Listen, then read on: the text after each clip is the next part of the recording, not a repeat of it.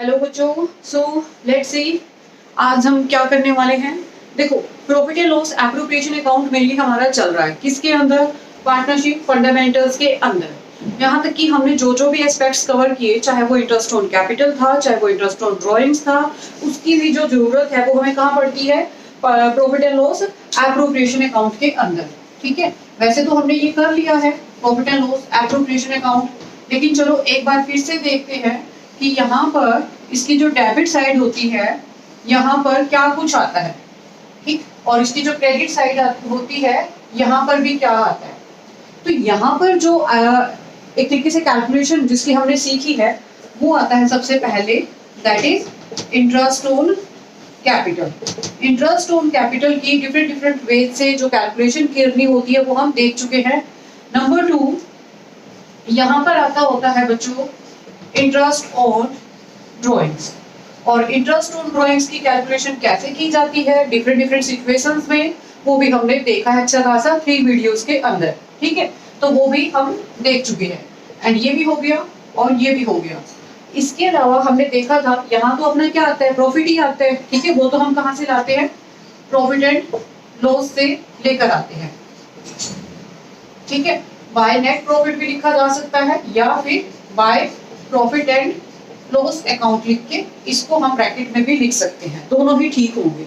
Clear, ये बात भी हो गई। अच्छा, इसके अलावा और क्या आता था, देखो प्रॉफिट एंड लॉस की डेबिट में और आता था सैलरी, अगर हमें किसी पार्टनर को देनी होती है तो इसके रिगार्डिंग आज मैं कुछ बात बताऊंगी अभी।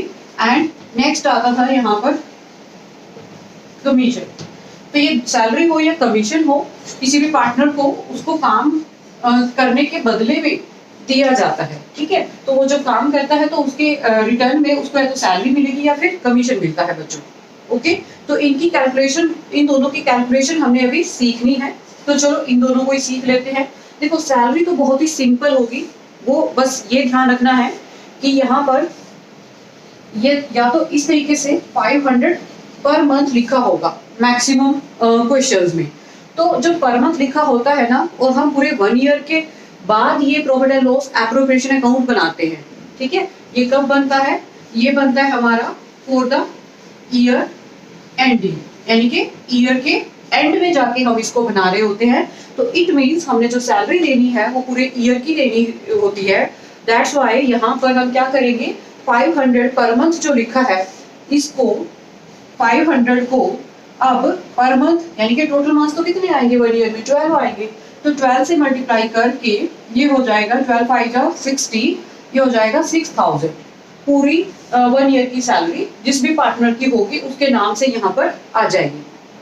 अगर बाय चांस बच्चों पर मंथ की बजाय यहाँ पर वो क्या दे दे, यहाँ पर वो कह दे कि 1000 पर क्वार्टर, कि हम उसको सैलरी देंगे क्वार्टरली, पर क्वार्टर उसको कितना मिल रहा है 1000। तो 1 ईयर में कितने क्वार्टर्स आते हैं, 4 क्वार्टर्स आते हैं। ठीक है, तो ऐसे में हम इस 1000 को किससे मल्टीप्लाई कर देंगे, 4 से। तो हम उसको कितनी सैलरी तब देंगे, तब हम यहाँ पर उस पार्टनर की 4000 की सैलरी उसको दे रहे होंगे। ठीक है, 2 बातें हो गई। तीसरी जो बात हमें ध्यान में रखनी है वो ये हो सकता है कि वो ऐसे दे दे 10,000 पर एनम। ठीक है, ये पीए का मतलब पर एनम, पर एनम का मतलब पूरे 1 ईयर की।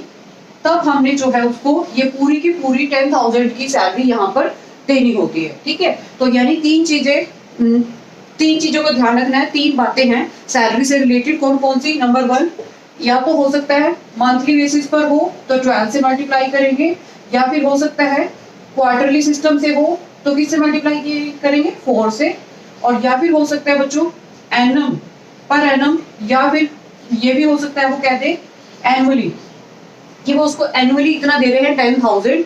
तब हमें किसी से मल्टीप्लाई नहीं करना क्योंकि एनुअल या 1 ईयर तो 1 ही होता है। ठीक है, तो फिर ये पूरा का पूरा उसको सैलरी का अमाउंट दिया जाता है। तो ये पॉइंट भी समझ लिया कौन सा, कि पार्टनर की जो सैलरी है वो कैसे कैलकुलेट की जाएगी। ठीक है, तो ये भी हमने देख लिया। अब क्या रह गया, अब हमारा लास्ट का जो पॉइंट रहता है ये बचता है कमीशन वाला पॉइंट। ठीक है, तो कमीशन वाला पॉइंट हमें कैसे करना है, देखो ये हमारा खास है, इसको हम अच्छे से समझेंगे अभी। ये जो कमीशन है कि इसकी कैलकुलेशन हमने कैसे करनी है, राइट। तो ये जो कमीशन है यहाँ पर दो तरीके से निकाला जा सकता है।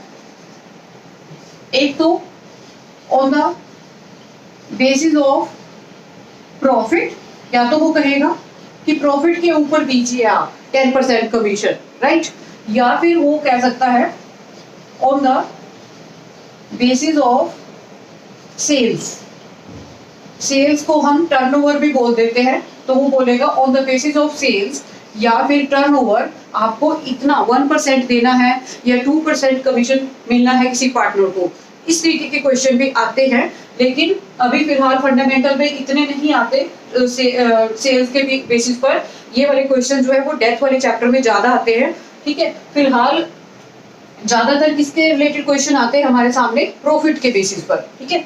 तो प्रॉफिट के बेसिस वाले को लेकर हम आगे चलते हैं कि जब वो प्रॉफिट के बेसिस पर क्वेश्चन देगा किससे रिलेटेड, प्रॉफिट से रिलेटेड, तो यहाँ पर भी दो चीजें आती है। एक आती है बात बिफोर वाली और एक आती है आफ्टर वाली, ठीक है। या तो बोलेगा कि आप जो है नेट प्रॉफिट के ऊपर 10% कमीशन दीजिए बिफोर चार्जिंग सच कमीशन, ओके। तब क्या करना है, और एक देखना है हमें कि बोलेगा कि यस यू एक तरीके से आप प्रोवाइड कीजिए इतना जो है परसेंट कमीशन, लेकिन आफ्टर चार्जिंग सच कमीशन। तो ये दो बातें क्या है बिफोर और क्या है आफ्टर, थोड़ा सा इनको समझेंगे भी, एंड देन जो है इसकी कैलकुलेशन कैसे करेंगे हम, वो हमने अभी देखनी है, वो हम अभी देखते हैं, ठीक है। तो देखो जरा, इसको मैं ऊपर ले आती हूँ अभी, और ये हमारा लास्ट पॉइंट है यहाँ पर सीखने वाला। इंटरेस्ट ऑन कैपिटल सीख लिया, इंटरेस्ट ऑन ड्रॉइंग देख लिया बच्चों, सैलरी देख ली, कमीशन देख ली, और तो और एक चीज और जो आया करती है अब वो क्या, रिजर्व में जाने वाला पॉइंट, ठीक है, टू रिजर्व या जर्नल रिजर्व। तो हम जो ट्रांसफर करते थे ये मैंने समझा दिया है कि नेट प्रॉफिट का 10% जैसे जर्नल रिजर्व में ट्रांसफर करते हैं तो कैसे होता है, या डिविजिबल प्रॉफिट का अगर वो बोल दे कि जर्नल रिजर्व में पार्ट प्रॉफिट जाना है तो कैसे करते हैं, दोनों चीजें ये भी हम देख चुके हैं ऑलरेडी। जो वीडियो डली है उनके अंदर ये पॉइंट आ चुका है, ठीक है। तो यानी अब एक चीज और याद रखना कि profit and loss appropriation account के फॉर्मेट में बच्चों 5 ही आइटम्स आती है। कौन कौन सी, नंबर 1 इंटरेस्ट ऑन कैपिटल, ठीक है। Number 2 that is interest on drawings, vice versa. Number 3 salary, number 4 commission. Clear, ये दोनों काम करने के बदले जो उसको मिलते हैं। इजी हो गया लर्न करना, 4 आइटम्स। 4 के बाद 5वें नंबर पे आया था रिजर्व, ठीक है, जो कभी कभी आता है। तो ये 5 आइटम्स का गेम है, नो डाउट। प्रॉफिट तो यहाँ आएगा ही, और प्रॉफिट यहाँ पर भी कुछ बचेगा, या फिर हो सकता है लॉस आए और लॉस ही बचे, वो एक अलग एस्पेक्ट है, ठीक है। वो तो अकाउंट की ओपनिंग और अकाउंट की क्लोजिंग से रिलेटेड पॉइंट है। बाकी उसके फॉर्मेट में जो जो आइटम्स डलनी होती है वो हमारी ये 5 आइटम्स है। मींस हमने जो एप्रोप्रिएशन करना है बच्चों प्रॉफिट का, वो मेनली तो 4 आइटम्स में किया जा रहा है। पर 5th आइटम तो बल्कि प्रॉफिट आपको और प्रोवाइड ही करती है, ठीक है। तो इस तरीके से यानी कि हमने इसको देखना था। तो अब लास्ट हम देखने वाले हैं, सिर्फ कमीशन की कैलकुलेशन रह गई, तो इसलिए बच्चों मैं ये हटा देती हूँ अभी यहाँ से। और अब हम अच्छे से सीखेंगे कि ये जो हमने बिफोर और आफ्टर का कॉन्सेप्ट देखना है ये क्या कहता है, ठीक है। फिलहाल मैं बता रही हूँ पार्टनर के कमीशन के बारे में ही, बाद में हालांकि मैनेजर का कमीशन भी इसी तरीके से निकलता है, वो भी हम डिस्कस करेंगे। तो देखो जरा, हमने निकालना है पार्टनर का commission on the basis of, किसके बेसिस पर, प्रॉफिट, जो कि बनता है 2 तरीके से। कौन कौन सा, बिफोर एंड आफ्टर। तो यहां पर ना रेट गिवन होगी किसकी, कमीशन की, कि जैसे 10% फॉर एग्जांपल, चलो मैं ना यहाँ पर ये 10% ना लेके कितना ले लूं आज, इसको 5% भी लिया जा सकता है, पर या फिर 10 ही ले लेते हैं, बिकॉज 10 मैं यूजुअली 10 ही लेती हूँ, राइट। नहीं तो चलो 5% भी हो सकता है बच्चों, ये ज्यादा भी हो सकता है, ओके। तो एनीवे, तो हमने क्या करना होता है बच्चों, देखो जो बिफोर चार्जिंग सच कमीशन वहां लिखा मिलेगा, बिफोर चार्जिंग सच कमीशन। इसका मतलब वो ये कह रहा है कि आपने ना जो कमीशन देना है 10%, वो ऐसे प्रॉफिट के ऊपर देना है जिसमें से बिफोर का मतलब जिसमें से बिफोर चार्जिंग, जिसमें से अभी चार्ज नहीं हुआ है क्या, सच कमीशन। सच का मतलब यही वाला कमीशन जिसमें से अभी हमने चार्ज नहीं किया है, और चार्ज करने का मतलब लेस नहीं किया है, ठीक है। तो यानी कि मान के चलते हैं अपने पास प्रॉफिट कितना है, इस तरीके का 10 मतलब कुछ भी प्रॉफिट ले लेते हैं यहाँ पर। लेट्स सी हमारे पास जो प्रॉफिट है वो है यहाँ पर 55,000, ठीक है। तो अगर हमारे पास प्रॉफिट है 55,000 और रेट कितनी है, रेट है हमारे पास 10%, तो बिफोर चार्जिंग सच कमीशन का मतलब हमने उस कमीशन को कंसीडर नहीं करना और ओनली उसके ऊपर 10% क्या दे देना है, हमने दे देना है उसके ऊपर 10% का कमीशन। तो ये कितना बन जाएगा, 20 से 20 कट करके ये आ जाएगा हमारे पास 5500। ओके, तो ये इसके अंदर हमने कैलकुलेशन मेनली करनी है। नेक्स्ट अगर हम बात करें आफ्टर वाली, तो आफ्टर के केस में क्या होगा, आफ्टर यहां पर लिख देते हैं चार्जिंग सच कमीशन।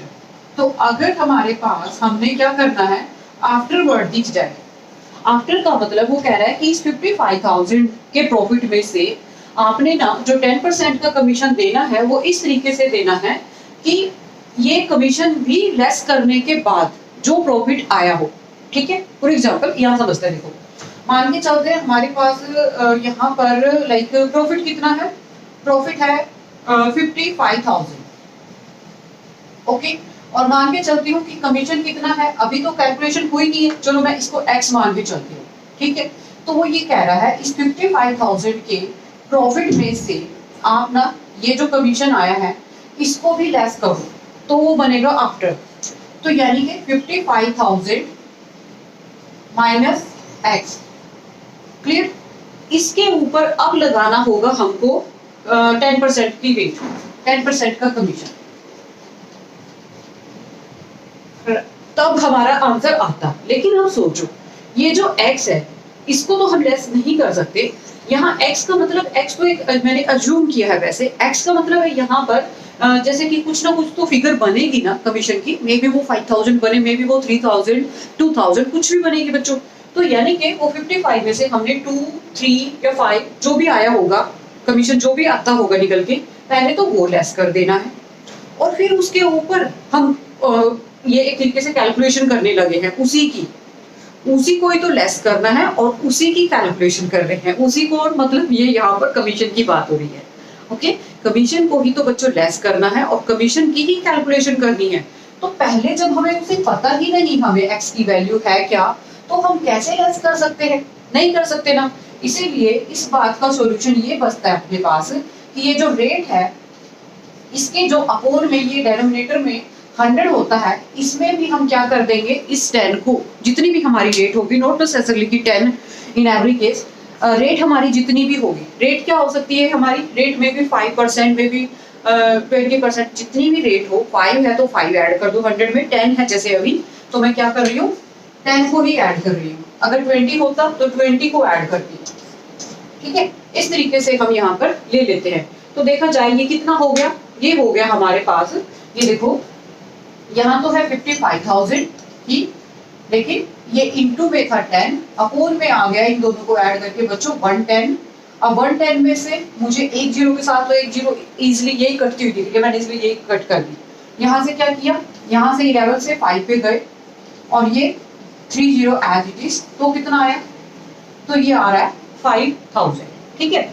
अब जब इसे भी यहाँ यहीं पर ले लेते हैं, हमने कैसे कैलकुलेट किया, 55,000 को अब की बात हमें मल्टीप्लाई करना होगा किससे, 10 से, और डिवाइड किससे करना है भाई, 110 से। तो आंसर अपने पास कितना आ रहा है, ये आ रहा है 5,000, ठीक है। अब चलो हम यहाँ से वेरीफाई भी कर लेते हैं इस बात को। देखो अगर अपने पास प्रॉफिट कितना था 55,000 है ना, तो मैंने क्या कहा था x क्या होगा, जो कमीशन निकल कर आएगा वो कितना आया, अभी देखो 5,000 आया ना। तो अगर बच्चों मैं यहाँ पर x की वैल्यू जो कि अब मेरे पास 5,000 आ चुकी है, अगर मैं उसको रख लेती तो मेरे पास कितना बचता प्रॉफिट, फिर बचता मेरे पास 50,000। तो अगर 50,000 पता होता ना, तब नहीं 10 को ऐड करती मैं, तब तो सीधा 10/100 ही लगाती, तो कितना आता, देखो सीधा 5000 ही आ रहा था। ठीक है, तो ये वो बात है हुई ना कि 5000 ही निकल कर आ रहा, 5000 ही लेस किया है, समझ गए। तो इसका मतलब लेकिन एक्चुअल में तो पता नहीं है, ये तो हम निकाल कर लेकर आए हैं, कैसे 10/110 करके, तब मैंने वहां पर पुट की है वैल्यू x की, एंड देन मैंने उस चीज को प्रूव किया है या वेरीफाई कर लिया है। ओके, अदरवाइज ये रीजन है इसके पीछे कि हम रेट को यहाँ पर ऐड क्यों